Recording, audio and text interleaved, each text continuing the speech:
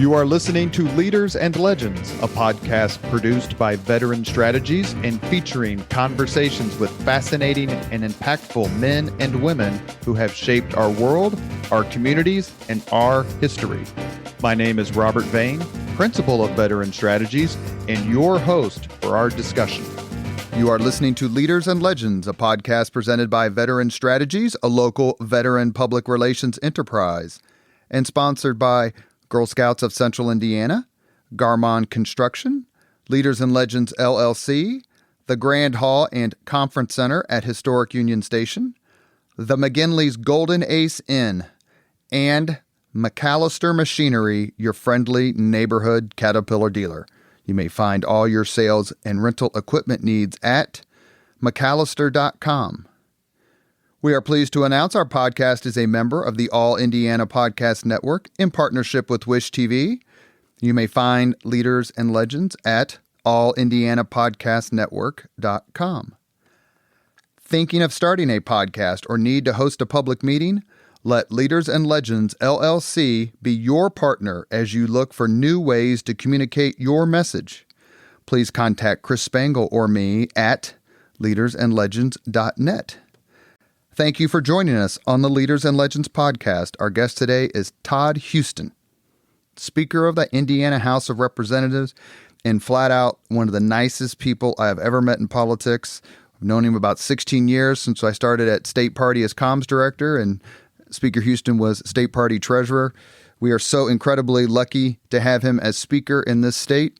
And I hope that is obsequious enough for you, Jim Shella, as you take over the questions. We are joined by political reporter emeritus of Wish TV, Jim Shella. My friend, go ahead. Todd, thank you for coming on. Well, thanks for the very nice introduction, Robert. I feel the same way about you. So it's a pleasure being your friend. Jim, I don't know what to say about you. We'll reserve that thought until after the questions. So. Nice to see you again. Good seeing you. Great seeing you. And Robert, thanks for having me. Actually, Todd and I used to engage on a regular basis back when he worked for the superintendent of public education. As I recall, we'll probably talk about that a little bit. But I want to start out talking about your family background. I mean, you have an uncle with an interesting history. Yeah. Tell me about Tom. Yeah, Uncle Tom is a very unique person, and a person that I've learned a lot from through the years. You know, I grew up in a family that was politically involved. By the time I could remember, Uncle Tom had done his time in government, and for those that didn't know, Uncle Tom was a conservative leader in the 1960s. Came into the Nixon administration in 1968 when President Nixon was elected. Served there until I believe 71, and then left and came back here to Barnes and Thornburg. But I learned a ton about life and politics from Uncle Tom, and Uncle Tom's a very conservative man. I always say, and quick to write and opine about when he thinks his nephew's gone askew. So I get honest feedback, but it was great. And he's something of a historian too. He's a massive historian. I mean, he's probably as well versed on Indiana politics as anybody. He has long had one of the best private collections of political memorabilia in the country. And has an incredible network of people, and that he's close with, and that I've had an opportunity to meet through and because of him. But the great thing about Uncle Tom is one thing I learned. Before I really even knew people and who people were. I remember, Jim, it goes back to, my first exposure to Ann Delaney was through your show and Week in Review, and I remember my father telling me one day, one of Uncle Tom's best friends is Ed Delaney. And they lived across the street. They lived right across the street from each other. However far right Uncle Tom is, Ed is as far left. But, you can have relationships with people you disagree with. And I think that was a very important thing for me as a young person to learn, and that, you can disagree, but you can still be friends. You can still be friendly, and you can develop, positive relationships with people. So. Jim, would you do me a favor? Would you ask Speaker Huston about the text he received on Thanksgiving night? from the host of the Leaders and Legends podcast. Which was, I believe you were reading a book about the Huston plan, which is something Uncle Tom had written. It was funny. I had a college professor one day give me a book, and it was called regarding the Huston plan. So it'll occasionally pop up from time to time. I hope that shows up in the Google alerts a lot more than anything deals with me. But that's something he wrote for Nixon. He did. Yeah. He wrote the Huston plan. Was, I mean, in some ways, it depends on your viewpoint of the world. But in some ways, Mary's Lot was a Patriot Act of 2001 and 2. But yeah, he did that, and he's just a extraordinarily brilliant man. Served on the board for the American Conservative Union for a long time. Just it's funny to interact with people who know Uncle Tom, and have stories to tell. Well, knowing that, the fact that you've ended up working in politics shouldn't be a surprise to anybody. But you kind of got here through an education path. Yeah. So, I had a couple of things that were hugely important to me. One, I had a family that was interested in it. My father was an attorney in town and dealt in Republican politics. Another one of my uncle's business partners was Al Hubbard, and Al's been a hugely influential person in my life. So, I kind of, you were the expectation. It's funny, I grew up in a family of very smart people. I'm the dumbest one in my family, and I had a learning disability when I was a kid. So I had to work at it. So when you went to the dinner table, you were expected to contribute and talk about things. And so, watching the news became important. And so I became involved, got out of college, and education really matters to me. It mattered to me personally. I saw how it changed my life, and how people in the system changed my life. And then, for me, I love my local community. I graduated from Hale Southeastern Schools. My wife graduated from Hale Southeastern Schools, and so there's opportunity. Some people asked me to run for school board. I was interested in it. I ran when I was 30. It was one of the greatest experiences of my life. I won't tell you I was a great board member. I will tell you that I thought pretty hard at it, but I had a lot to learn. It's a great place to get experience. And you need I always say when I leave here, I would like to go back to the local school board. I think it'd be a better member. I think that job is critically important. From that, Governor Daniels appointed me to the State Board of Education after he won in 2004. Which he's been an incredibly important person in my life too. And then, that same year in 2005, he appointed me treasurer of the State Republican Party, where Robert and I met. And then, I became active in kind of state education politics at that point. And then you went to work for Tony Bennett. Went to work for Tony. So when Tony was elected, he and Governor Daniels at the time asked me to do that. Told me I'd do it for 1 year, did it for 2. Proud of what we accomplished. I think, we have the largest, school choice program in the country right now. That's because of the leadership that began back then. You look at the education results, they were, we had the highest NAEP scores in the country the preceding years after our reform. So, proud of the work that was done, and proud of the friendships that I made. Well, that position, state school superintendent, has been taken off the ballot. It's now an appointment by the governor. But during that period when you were there, I think in particular, it was very political. I think the job inherently, Jim, it's always interesting to me because, there's some politics in that. There's politics in every form of education. If you're a local school board, you're elected. There are states that elect the superintendent, of individual school districts. I think it was why it felt more political then was because for the first time you had somebody pushing a different agenda that wasn't just about putting more money in the system and those types of things, but saying we're going to value parental school choice. We're going to hold people accountable. And I think, and by the way, I think, one of my dearest friends in the world is Tony. And I would tell you, I was not a great counselor on that because we wanted to take the world and probably moved a little too quickly and should have taken a little more time. But But I think, we felt a sense of urgency. Governor Daniels was awesome. He was 110% supportive of that. Speaker Bosma, Senator Long. And, there's a unique time. And I look back and I go, I learned a lot professionally about it. I'm awful proud of the fact that, I think it set Indiana up well for the coming years preceding it and where we are, after it and where we are today. So what made you run for state representative? That's a great question. I always tell, and people always come to you in these positions like, I had a bunch of people tell me I should run.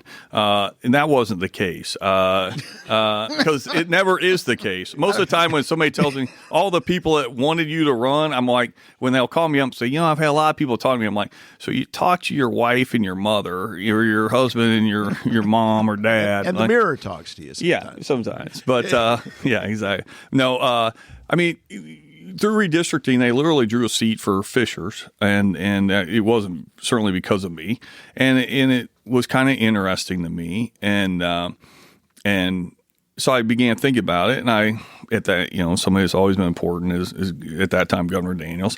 And I asked Governor Daniels what he thought about it. He said, "I can't believe you'd even consider it." With maybe a couple words in between, and he said, but then I said, I think I'm going to do it, but if I do it, the only way I'll do it is if you endorse me. And he was more popular than Santa Claus in my district in May of 2012. So all I had to do was knock on it. Did he live in that district? No, At that point? No. So all he had to do was just knock on, all he had to do was just, all I had to do was knock on somebody's door and say, "Hi, I'm Todd Huston," and give my spiel, and then saying I'm endorsed by Governor Daniels, and that was good enough. And so he he did that. He was great. And I would imagine he knows your uncle too. He knows my uncle. He knows my father. Obviously, he knows Hubbard. He knew me. We got to become, close when in the 05 to 08 stuff. And so we had a great working relationship, and so he was great about it, and kind of won the primary, and then ended up here. Took out an incumbent. No open seat. Was it? I ran against a person that was a locally elected official, but it was an open seat. Okay. My research was faulty there. Yeah. Somewhere. You don't have Jim Hester around anymore to do your research. Well, there's Ballotpedia, I think, said that Scott Reske held that seat, but he held probably the number 37. But right. During redistricting, sometimes numbers get reshuffled. So he got that seat was with, I think he ran against Bob Cherry. So he got taken out one way or the other. Yeah. You said that, Jim. I did. Well, so you became, I think, speaker in a relatively short amount of time for somebody who serves in the House of Representatives, correct? Well, you probably have more history than I do. Obviously, in a state where you don't have term limits, it occasionally will take longer. And I just think a series of events took place that allowed me to get to here. I don't think you could ever break Richard Guthrie's record. Didn't he become speaker in his freshman year? Yeah. I only know that because his daughter Jennifer and I graduated from Howe together. Oh, is that right? Yeah, he used to talk about another great guy. Yeah. Rest in peace, Dick Guthrie. Huh. But I thought he was a freshman and got elected speaker in '66 when that big Republican year. wave came. Did you ever have an ambition to be speaker? You're like, let me do this for a few years and then move on to the next thing. No, and people don't always want to believe this, but my core fundamental belief in life is to be where your feet are, right? So just be really good at what you do. So when I walked in, I wanted to know the budget. I figured if you know the budget, you can, that just gives you the best viewpoint of everything taking place in the legislature. So I asked Speaker Bosma at that time, I said, I want to be on Ways and Means. And I'll tell you, a couple of years ago, probably the nicest thing anybody said about me in the legislature was we were in a meeting and we have a great fiscal team. And one of the members of the fiscal team said, when Todd got here, it was like we got a third fiscal analyst. I mean, I would go every day up to the Ways and Means office, and there were 4 chairs outside the cubicles of the 2 main, David Dukes and Ben Tooley. And I'd put myself on those 4 chairs, and I'd just go to work. I'd just learn. And that was the first year Tim Brown was the chairman of Ways and Means, and Doc was amazing to me. And I just kind of got after it. And so, I started carrying bills that like no one would want to carry the Department of Revenue bill or, these taxation bills. And by the way, I'm not an accountant, but it was hard stuff. But I'd also realized it's economic development, it has real purpose, real meaning. And I just, one of the things I didn't want to do was get pigeonholed like on a specific issue. It would have been easy to get pigeonholed on education or something like that. And I just always was trying to figure out, what were those things that would, which I felt like had a major impact in Indiana, and how could I work on those things? And so, I kind of cut my teeth through all the Ways and Means stuff. Unfortunately, in 2018, Doc had a motorcycle accident. Speaker Bosma asked me to co-chair Ways and Means with Doc in 2019, and that was a tremendous experience, one in which I learned a lot. And then obviously Speaker Bosma announced in 2019 that he was going to run for re-elect, in our caucus voted me in, and that was that transition was great. Speaker Bosma could not have been better about it, and has been a great sounding board for me. But that was unusual in itself. Yeah. Essentially, you were speaker in waiting for a year. Yeah. And that happens in other states, particularly term limited states. And it was, the way Speaker Bosma handled it was not awkward at all. I mean, he was great about it. I mean, you obviously have this weird thing where obviously, people would come to me because they knew I'd be here or anticipated me being here for future sessions, and he announced he wasn't going to do it. And that could have been awkward. It wasn't. I mean, we kind of, he would make sure if there was anything long term that we were engaged really closely together. It actually worked out really, really well. And I thought it was very instructive on how you should really have a transition. We were fortunate. We didn't have I was very fortunate. I look back now, I don't think I knew how fortunate I was. I was voted in unanimously, so we didn't go through, any turmoil or anything like that. And so that transition was one that was so much easier for me, and it became very, very important because I literally got sworn in, and then as a speaker, and then COVID marches right behind it, and it would have been easy to splinter pretty quickly. But we have a great caucus that has always been supportive. Well, I did the PR for that announcement, for Brian Bosma's announcement, and I could tell you the fact that you were his successor gave him peace of mind that I don't know that he would have had otherwise, in terms of just stepping away, like he did. But as you guys both know, I mean, Brian had the longest term in history of Indiana speaker, did so much for our state. And, I'm always conscientious. I can only be who I am, right? I can't be anybody but me. And so I never really said I've got big shoes to fill, because I can't fill them. But I am so appreciative of what he did for our state, what he did for me. Brian and Cheryl have been great to Denise and I, and I'll always be grateful for that. You're listening to the Leaders and Legends podcast with Indiana Speaker of the House, Todd Huston, and our frequent co-host, Jim Shella. Jim, do you want to talk about any time that you interviewed Speaker Huston? Well, I haven't been covering the General Assembly since he became Speaker. My congratulations. I can tell you, I think I retired at the end of 2016, which was a pretty good time to get out of the game. I do not regret that, although it's fun to have a finger in things like I'm doing today. But I mean, you took over a supermajority, and Robert and I interviewed Speaker Bosma and talked to him about trying to control a supermajority. It wasn't his favorite thing. I think he said that the optimal caucus size might be 58, so that it's easier to hold people in line. Now, he said that as ex-speaker. Yeah. So as current speaker, you choose whatever number you want. 70. 70. I'm no dummy. 70. I'm getting the squint eye from wonderful Aaron. Like, don't put him in that position. Well, how do you manage a supermajority? Well, a couple of things I think that are a little bit advantageous for me is I've known nothing but a supermajority. So, we're Brian, Speaker Bosman was in the minority, majority, 50-50. I mean, he literally saw it all. The first year Indiana went to the supermajority in the House was the year I was elected. So I think for some ways, it's just what I know. And you have to really work at communication. I mean, it's a daily thing. One thing I always want I want people to know about me is I'm going to be accessible. I care. I want our team to be successful. This isn't about me. This is about our team.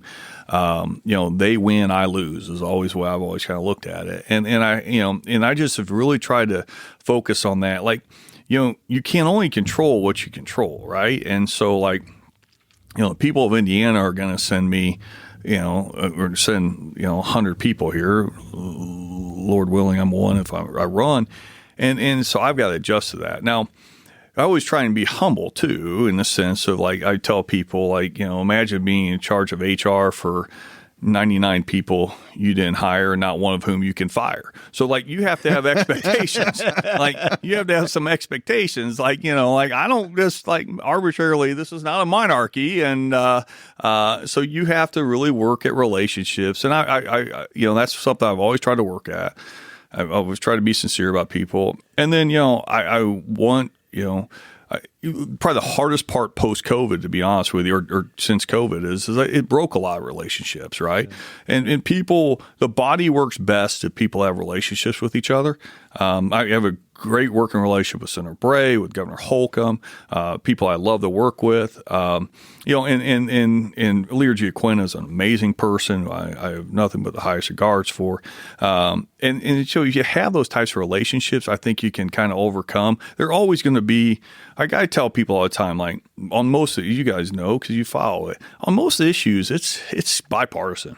There's going to be 6 to 8 to 10 maybe every year where we're going to slug it out, and they're meaningful, substantive things there should be robust debate about. That there should be disagreement, but how do you handle that disagreement? How you move past it really, really matters to the institution. I will say Brian was very, very, very wise in telling me Todd, your number one goal and your number one responsibility is to protect the institution. And I've had days I think I've done a really good job of that, and I think I've had days where I haven't done as good, and I just try and learn from those. But you've had challenges. Last year, you had a couple of members quit the caucus, correct? I'm not sure I'd say quit. I would say asked not to come. And look, I mean, I think, we have a team, and we try to make clear that if you want to be part of the team, you need to meet certain expectations. You ultimately choose whether you want to be part of the team or not by meeting those expectations. And so it presented, I like the people, disagreements, but look, my objective is to keep our team intact and keep our team moving in the same direction. If that's not your objective, then you probably don't need to be part of the team. And I will move forward with that. I mean, I think it's important that, there needs to be a wider range of opinions. We have a lot of different opinions in our caucus on a lot of different issues, but at the end of the day, people need to realize that, I believe this is, you're part of a team.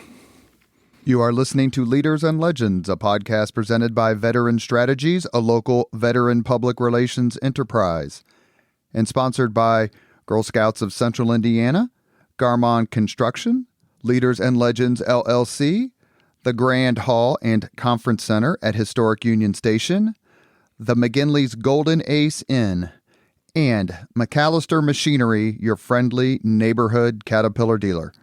Our guest today is Indiana Speaker of the House, Todd Huston. Co-host is our friend and frequent co-host, and very grateful for your time, Jim. I don't know if I say that enough, but I love the fact that you join us on these. It just makes it so much more fun. You're welcome. Speaker, is there a particular Hoosier leader and or legend you admire most? I'm going to get myself in trouble on this because he's alive, and I've got a lot of people that I could list on this. And I'll say, the most important who's your legend in my book is Mike Houston, who's my father, who kind of set the path for me, and Joni Houston is amazing.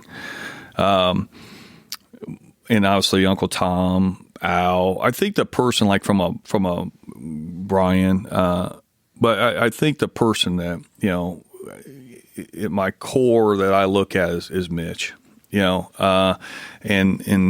I could go back in history. We've had a ton that mattered, but when my formative, like where my ideas come from, who I would say from a public policy standpoint, from a political standpoint, from, I've said this, that I think, he's one of the few leaders that, like in politics, you get rewarded oftentimes for not doing a lot. Some very popular politicians have if you look at it, they really didn't do a whole lot. But I appreciate that a lot of people just want stability and they don't rock the boat. Disruption.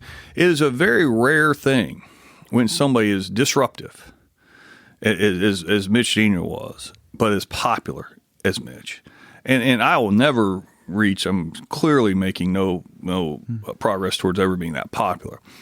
But I just admire that because I think, it's so easy. You can get rewarded in these positions for standing still. But like in today's world, you just can't. And you and I we were both at State Party one way or the other in 2006, where the Republicans got a pretty significant bloody nose on more than one level. Yeah. I remember Murray going, do I have to talk to Shella? All he's going to do is ask questions about how much we're going to get beat by. Yeah. And that wasn't a particularly good year for us. But to the governor's credit, Governor Daniels' credit, he didn't stop. No. He said, that's the risk we take. That's the risk we take. We can, I tell people this all the time. I was with a group of speakers recently, and they were from from Utah, Texas, Florida, Tennessee, and Arizona. And I said, I love y'all. You're great people. But we don't have mountains. We don't have warm winters. I wake up every day. We have to compete. And we just have to be better than anybody else. And that means we're going to be that means like as a state, we have to be uncomfortable, but we have to be better. Like we're the fastest growing state in the Midwest. We're attracting, we have inbound migration. It's got to be better. We got to grow. We got to grow fast. We got to make ourselves more attractive to other people. We have to drive economic development. We can't do it by saying we're going to hang a shingle out and say it's 75 degrees during the winter, or that you can go skiing in the winter. No offense to my friend Chip, perfect and perfect North, but Senator perfect, but so we have to compete. If I could, yeah. I was once in a gathering of visiting urban planners from China who were in the 25th floor in the city county building, getting a presentation, and the person giving the presentation told them, "Look out the window, look to the horizon, and tell me what you see." And nobody had an answer. And so he asked it again. He said, look to the horizon. Tell me what you see. And nobody had an answer. He said, that's right, nothing.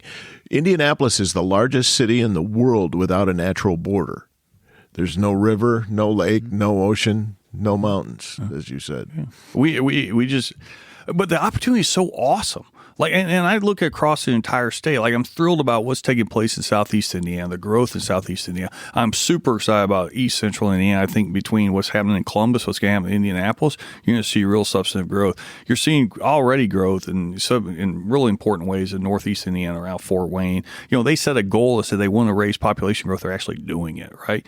Lebanon, what's happening in Lebanon? Well, what we're doing what we're doing in Lebanon, what we're doing, and I really believe you won't in less than 2 decades, you won't even know when you left Indianapolis when you got to Lafayette, and it's not going to be traditional, Indiana industries, right? It's going to be new, and it's going to be exciting things, and I can walk across the state and go, I really feel now we've got a lot of opportunities and a lot of challenges that we got to get better at, and that's why we can't stand still, but like. We have a great thing to sell. We've had terrific leadership, good, strong, conservative Republican leadership. It started with Mitch and with Vice President Pence, now with Governor Holcomb.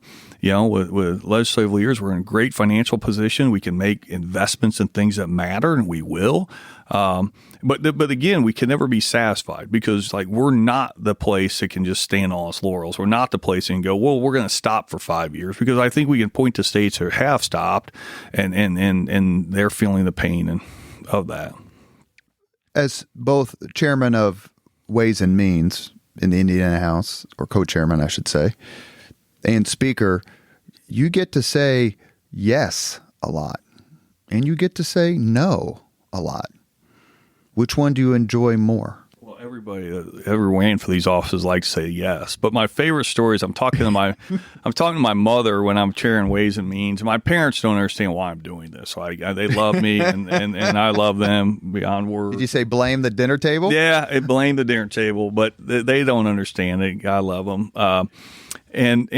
but my mom, like, you know, we're having this conversation with my mom, and like she believes what 99% of politics. But, you know, people in the general public, like, we just sit there and say yes to everything. And I said to my mother, I go, you know, and this is why I was doing Ways and Means. I said, you know, literally, I don't know the exact ratio, but it's probably 15-1. Yes, no to yes, right? And so, like, you learn to say no in a lot of nice, pleasant. I always try to say no in a nice, pleasant, but direct way, right? You know, like, maybe next year. Well, like, my favorite is I would call people, like, when the House passes its budget first.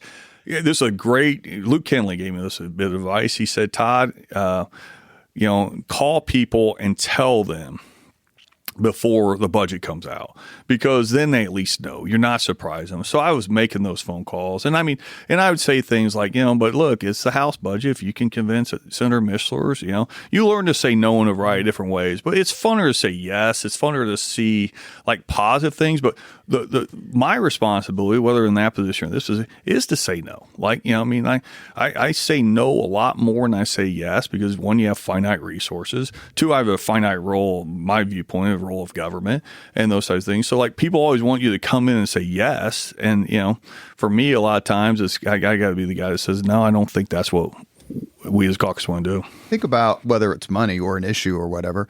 The last time tell us about the last time you changed your mind on something where you were like, you know, 10 years ago I thought X and now I think 1/X. Because we all go through it in, you know, the political world. There have been a couple, there have been a lot of things. And I think the greatest thing I love about this position is you get to talk to a whole bunch of smart people and they challenge your thinking. And if you aren't prepared to have your mind changed, I don't think you're doing yourself any intellectual. You're not being intellectually honest. Like, you have to also note all your hypocrisies and all this. But so my favorite, the one that makes me look like the worst, is in 2019, you know, Governor Pence had a big initiative around regional cities. Right. And let's just say I wasn't a super big fan. And so Governor Pence does all the regional city stuff. And so in 2019, I zeroed out the line item. There was some money left. I zeroed out. We had no regional cities program anymore. Again, great thing about being in this role. In 2019, I started to kind of visit around the state at different events and stuff like that. And in 19, for the session, I zero it out. Right, but were you speaker in 19 for the session? I was. That's what I thought. Ways and Means. I was the author of the state budget. So, but beginning in 18 and then 19, I start doing kind of the statewide thing that you have to do in this position. And I kind of realized in 19 and 20, I probably was a little bit, quick to judgment on the program. So I went to the 3 areas of the state that won: Northeast Indiana, North Central Indiana, Southwest Indiana. So, you know, after doing this, and, you know, there were some news articles written about the end of regional cities, yada, yada, yada. In 2021, we're Senator Bray and I are meeting with Governor Holcomb, and I said, you know, we're talking about the House budget, and I said, you know, I want to let you guys know, we're allocating dollars that will be used for what is now the READY program. I said, you know, kind of regional cities 2.0. And I thought Governor Holcomb was, you know, going to drop his coffee all over his lap. And I said, look, I get it. But you got to admit when you're wrong. And I would have to admit that I was wrong. And and we invested $500,000 this past budget, in the 2021 budget. We'll invest another $500 million in 2023 budget. Goes into qualities of life, connects communities. And I think it was a great, I try to learn every day. Like sometimes I don't like what I learn because it doesn't reinforce what I wanted to believe, but it's important that you learn every day. And that was one where like is a major policy thing where I did a complete flip flop, right? From being totally against what was roughly $138 million package in 2015 to being the guy that's putting $1 billion towards it in 2021 and 2023. You mentioned Governor Holcomb a few minutes ago. He and I are almost the exact same age. I'll be 55 actually tomorrow, and he'll be 55, I think, in May. How old are you, sir? 50. And so leads me right to the question of generations. You talked about your dad, your uncle, Mitch Daniels, looking at that generation, Al Hubbard, and you can name Fred Klipsch. The list goes on, right? And so you're the leader of kind of your generation, you and the governor, right? Because you're close in age. What do you think is your responsibility, not only to the people, the Gen Xers like us, but to the people, the younger folks who are just now starting to serve 2 or 3 terms in the House and be involved in politics? I've always say this all the time. If you want to cure a lot of this hostility that exists between partisans, make them work together more. Amen. Work the polls. Do things like that where you see each other and you realize they've got a point of view, but they're not necessarily evil. How do you do all that, especially to mentor the younger folks coming up? Well, you just used the word I would talk about. I talked about it yesterday with the group is mentoring. Like I was mentored. I was mentored by all those people you just mentioned in deeply significant ways. I learned from each of them: Mitch, Tony, Al, everyone in my family, and I could go. I literally said to somebody yesterday. I said, I couldn't even I've had such an extraordinary amount of people that poured something deep and meaningful in my life. I couldn't put it on 50 pages of a book. That's how blessed I am. I have to return that. So how do you mentor people? It begins with relationship, Robert, just as you noted. And I've never hated somebody I knew. And I always try and remember, somebody's got a mom, a dad, a sister, a brother, a husband, a wife, a son or daughter who loves them. So there's some redeeming factor in every single person. It's up to me to go find it, And so, I try to model the behaviors I hope. I try to treat my colleagues with deep respect. I try to treat, the people in the administration, the people I meet, obviously on our staff. I think we have a great opportunity in politics to mentor young people. Most of our staff is young. I want them to look and say, look, he has friends on both sides of the aisle. He cares about people. I think so much of that stuff, I find that where the hostility is in people that don't actually participate in the process. Right, that's exactly right. And I'm like, come join us. And if you don't get challenged by something every day that make you have to think about somebody else's perspective, then I don't want to live that life. Now it doesn't mean I'm going to change. I have a very strong core. I'm a very conservative person. I'm not going to sit there and deny that but I care passionately about people. I said this in my org day speech that, I get frustrated because everybody looks like people come to me and how government is going to solve this problem? How is government going to solve? People solve other people's problems, right? We have to lift each other up. And I want to lift the person. We're working, Denise and I have a tremendous new young person in our life that we've gotten engaged with who's faced challenges and I'll never, ever, ever understand. But, she's telling me she met Tom McDermott at a rally. Mm-hmm. And she's kind of talking about meeting Tom and she begins to kind of be apologetic. I go, hey, it's okay. You're a Democrat. We're still going to love you one way or the other. It's okay. It's like it's to that point, and then I want to turn it back over to Jim before you get the final 5 questions in our remaining minutes with Indiana Speaker Todd Huston. 2 questions. One, John Gregg really kind of personifies a lot of what you discussed. He came on the podcast with Jim and I.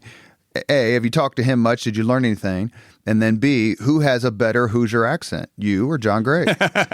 Well, John, you can at least say where the part of the state John is from. I don't know where mine came from. Look, John was one of the very first people after it was announced I was going to succeed Speaker Boston to reach out to me. We had coffee. He basically said he reinforced a lot of stuff what Brian and Paul Manweiler and Mike Phillips and all these people said, and Pat about you have an obligation to protect the institution, get to know people. And you have a broader responsibility than just being the head of your caucus. You're the head of the House chamber. And I will tell you, I'm not sure when I definitely say I was not fully appreciative of that. And John saying it, Brian saying it was very helpful, but it prepared me. But then, once you get in, it's still different. Well, let me ask a question, and Jim, you would know this too as well. So what does that mean? Define protect the institution. For me, it's like, what's decorum like? What do we do to make sure that there's debate, it's respectful to debate, that the members have an opportunity, one, to have their voice be heard, that they're treated with kindness and respect, that what happens in that chamber, I just try and remind, it is weirdly stressful. I won't lie to you, to stand up at front of that room, because you take on the entire responsibility. If something falls off the rails, everybody else, the people involved, it may be like a blip in time. You get to pick up the pieces for a period of time. And so you have tremendous you have tremendous responsibility to make sure. I was, on such an extraordinarily complicated and difficult and very personal subject as what we went through this summer. I couldn't have been more pleased with both the debate by both parties in the House on the debate, and because it was substantive, it was real, it wasn't personal, and while some were elated with the outcome, some were very disappointed with the outcome, I felt like we did the institution well, Robert, and I think that's the thing. Like, I look at the decorum that's taking place in Washington D.C. or even what I see in other states, and I don't want it to be that way. I want Ed Delaney's voice to be heard. I want Matt Pierce's voice to be heard. I want Cherish Pryor's voice to be heard just as much as I want Matt Lehman and Greg Sturwald and Wendy McNamara's voice to be heard. I think that's so important, because once we lose that ability, then that's when I think I'm not the democracy's unraveling guy. I think if you know history, you go through all the. I know you love history like I love history, but I do think that's when you get into trouble, is when you lose the basic tenets of the importance of respect for the institution, respect for each other. Then I think it's awful hard to put that genie back in the bottle. Let me just, for viewers or listeners, help out a little. Over the years, we've seen things done that damage the institution, or a lack of public testimony on issues, putting proposals out late in the session with no public discussion, limiting floor debate. I mean, they're keeping bills from reaching the floor. Leadership has accomplished on occasion. I mean, a lot of this is in the eye of the beholder. 100%. Oh, 100%, Jim. Like their criticism, you didn't let a bill get to the floor. Well, yeah, that's right. There may have been a variety of different reasons on why that bill didn't get to the floor, and I respect that. And I do think that's in the eye of the beholder. I do think that there's been a good, strong tradition in this chamber and in both chambers about. There are days we have hiccups like everybody else, and I've had mine. But I for me, I just want to make sure that, when whoever succeeds me goes, he may have screwed up a lot of things, but when we get out on the House floor, things are done in a professional manner. Have you ever said, because this is so not your personality, I'm the speaker, and this is how we're doing it? Because eventually someone has to be the president, the governor, the 4-star general. Yeah, I think probably more than people would expect, but that goes with the responsibilities. I mean, you have this awesome institution, this wonderful way we're set up, but at the end of the day, ultimately I was elected by my colleagues to get us to a certain spot, and I have to lead. I have to make sure I'm leading them to that spot, and I'm going to tell them what I think is the best way to get there. And so yeah, I mean those are I can't do it very often. Mm-hmm. I want to respect that this is not a monarchy, and but there are days where we'll have conversations, and we'll get to an outcome. So how long are you going to do this? I don't know. I don't, like I said earlier, I just kind of where my feet are is what I love most of the job, in the sense I love the people. I love both the people in our caucus, our staff, the members on both chambers and on both parties, all the different people you get to meet with. So I'm the worst career planner of all time. I remember you saying you weren't going to work for Tony Bennett. I mean, terrible about this. Then stuff. You try to recruit me to go work for Tony Bennett. Absolutely. And those are the things that I just have never really worried about. I always figured God will put me where I can, where I need to be at that point. And I will say probably part of growing up around this is I don't love people that ooze ambition. Because I'm be really good at who you are. I don't care what you do in your life. Be really good at what you do, and if you do that, other opportunities may work for you, open up for you. But this is such an awesome job. I get a chance to deal with awesome people. Hopefully I have good things. Hopefully I do good things that impact people across our state.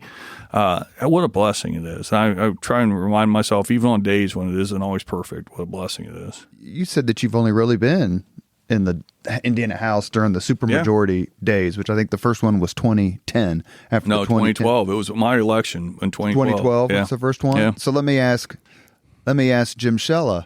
You've covered Democrat majorities, Republican majorities, ties, and Republican supermajorities.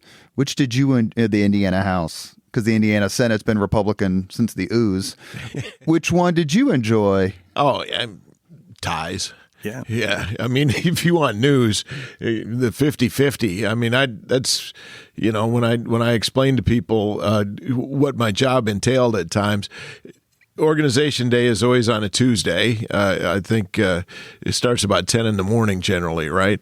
The first 50-50 in 88, the House gavelled in at 10 in the morning on Tuesday, and it gavelled out sometime in the morning on Thursday. Yeah. It took that long to come up with a power sharing agreement. And I got home for a little while. I got a couple of naps in the middle there, but you got to be here covering it. Yeah. And then you had battles for 2 years after that. Yeah. Did you enjoy covering? Because that's when I really first started being interviewed by you. And for what it's worth, the public understands power battles. They don't understand all the policy matters. Right. That's right. Right. Did you enjoy covering? Because this is when I first met Speaker Huston and started being interviewed by you more often than not. The Daniels, Bosma, Bauer triangle in that 2006, Sure. 2007, 8. Sure.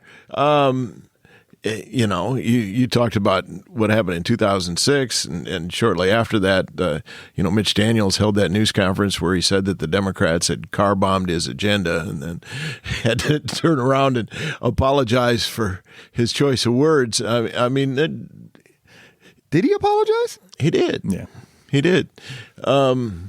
He may not have been terribly good at selling it, but that was true conflict. Yeah. And But it was to what Todd said earlier. You got to innovate. You got to be bold. You got to take chances. That sort of thing. And famously, Pat Bauer said to some Mitch Daniels agenda item, I don't remember what it was, but we've never done it that way before. Yeah. right. I think, I do think personalities matter, and I want to be fair to this, between the Governor Daniels and Pat and Brian, you had unique personalities. I mean, Brian is an extraordinarily smart and quick-witted guy, and Pat was a character in and of itself, right? Super fighter, just an old-fashioned Democrat street fighter. Yeah, absolutely, and then but lovable in his own way. Right, great admiration, and then Governor Daniels is brilliant as anybody and quick-witted himself. And like, you had real personalities. And like, it's funny because I said this to somebody this morning, like, that is not, I hope I'm not some stiff, but like, I don't wake up in the morning. Like, I don't desire, if I'm never on the front page of the newspaper again, the rest of my life, I'd be the happiest soul on earth. Like, I don't try to make headlines. I try to deliver results. Right. And I think, that's, that kind of makes somebody like me boring, right? We're kind of good content. We're always good content for the news media because we do things that make things interesting. Keep bringing up CRT. Yeah, I mean, those types of things are always going to be. You have those issues, but I mean, I do think you had a case where different personalities and again, like, I always chuckle because, like, and I understand why it happens, but right now the news media loves to find spaces in which, we are at odds with the administration and the Holcomb administration. Yeah, and I got to tell you, like, I love Eric Holcomb.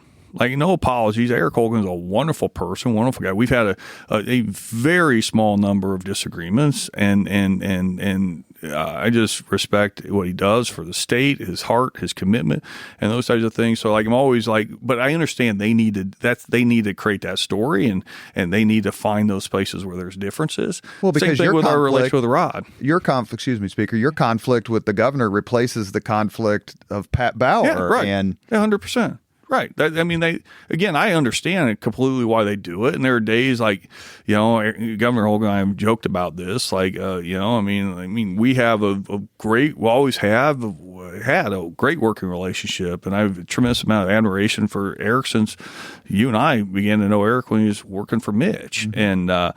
And so it's just like kind of funny to see that, like, to go in, like, I'll have people, even like people in the general public will be like, their